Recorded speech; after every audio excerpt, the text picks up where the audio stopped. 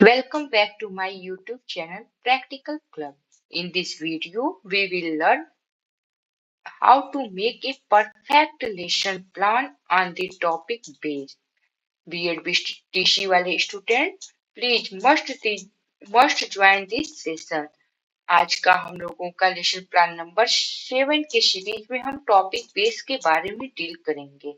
इसमें आप सबसे पहले जिस स्कूल में गए थे अपने अपने टीचिंग प्रोग्राम के इंटर्नशिप के ड्यूरिंग उस स्कूल के नेम लिखेंगे, डेट जिस डेट पे आपने बेस टॉपिक को पढ़ाया था उसका डेट लिखेंगे, क्लास 7 पीरियड 5 ड्यूरेशन कितने लगे थे आपको इस टॉपिक में पढ़ाने के लिए।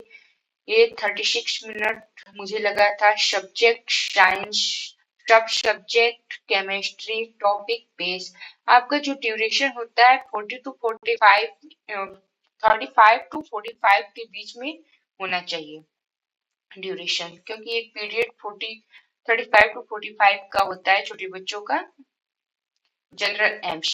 नेक्स्ट पॉइंट होगा, इसमें फर्स्ट पॉइंट होगा to develop scientific attitude in the student, to provide training in scientific method, to develop scientific skill and exploring ability, to lay foundation for acquisition of the knowledge for higher classes.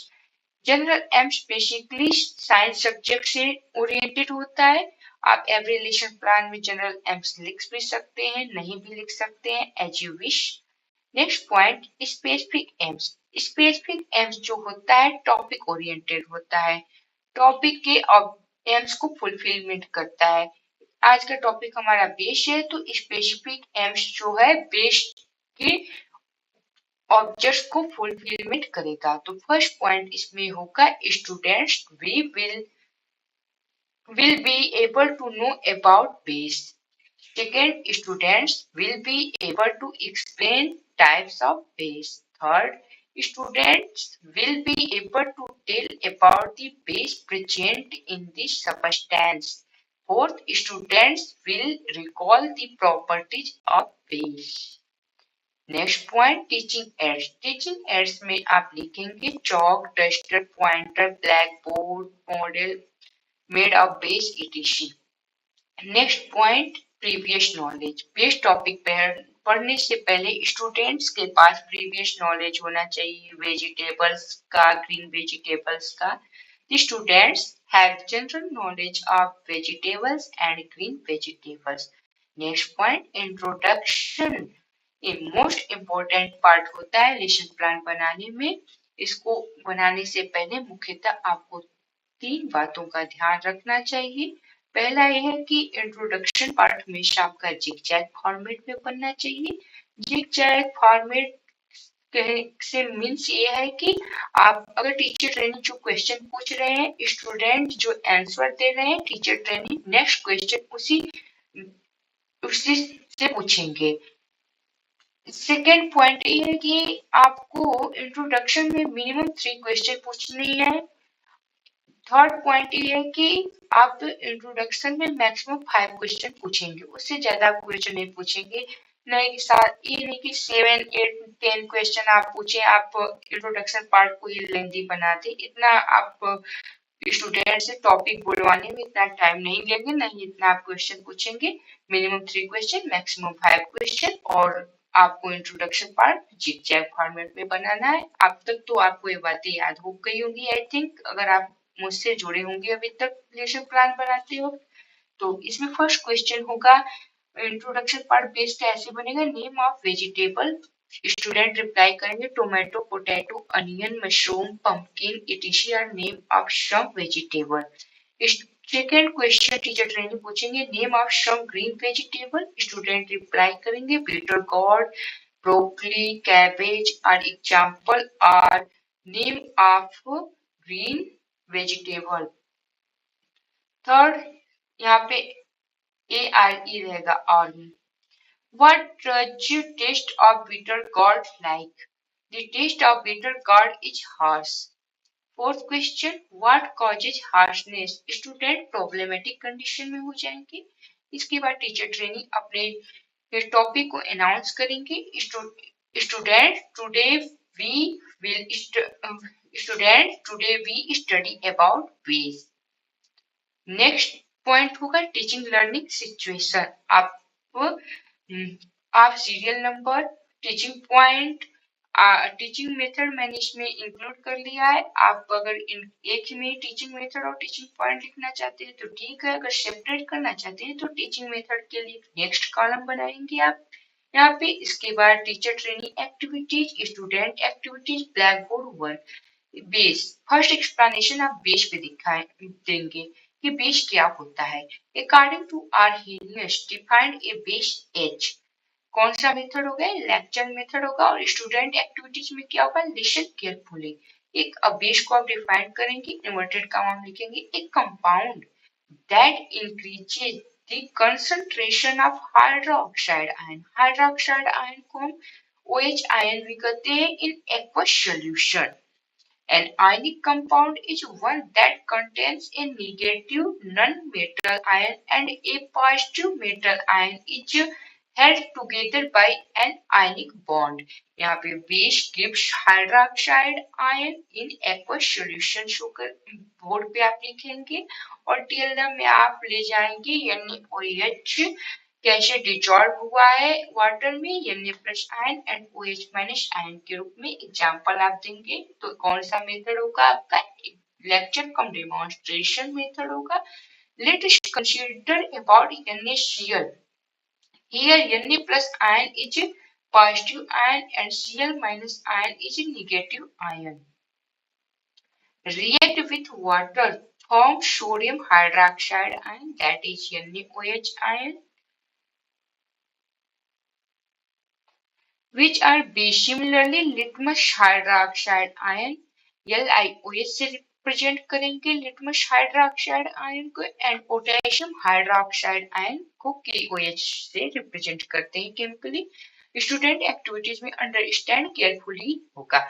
इसके बाद first explanation just in होने के बाद आप student से question पूछेंगे कि student के अंदर कितनी अंडरस्टैंडिंग हुई हमारे एक्सप्लेनेशन के बेसिस पे। तो what do you understand and understand by base. Student answer देंगे a compound that increases the concentration of hydroxide ion in aqueous solution.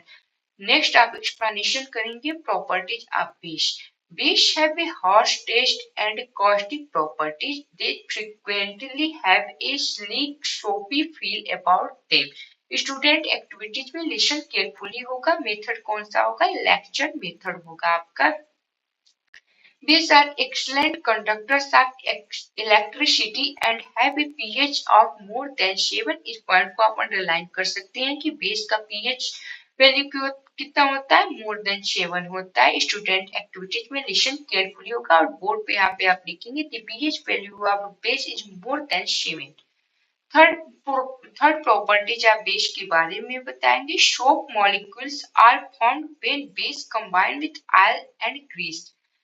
Soap कैसे फॉर्म होता है? सोप के मॉलिक्यूल जब बेस कंबाइन करता है ऑयल एंड ग्रीस से। Next properties आप डील करेंगे बेस से। बेस का red litmus paper is converted to blue litmus paper by base. इस पॉइंट को भी आप अंडरलाइन करेंगे। ये मोस्ट इंपॉर्टेंट पॉइंट है कि जो बेस होता है रेड लिटमस पेपर को कन्वर्ट कर देता है ब्लू लिटमस पेपर में। स्टूडेंट एक्टिविटीज में लिसन केयरफुली होगा। फिफ्थ पॉइंट होगा base come into contact with acids they respond quickly. Student activities listen carefully. Sixth properties है base have proclivity for coding metal surfaces.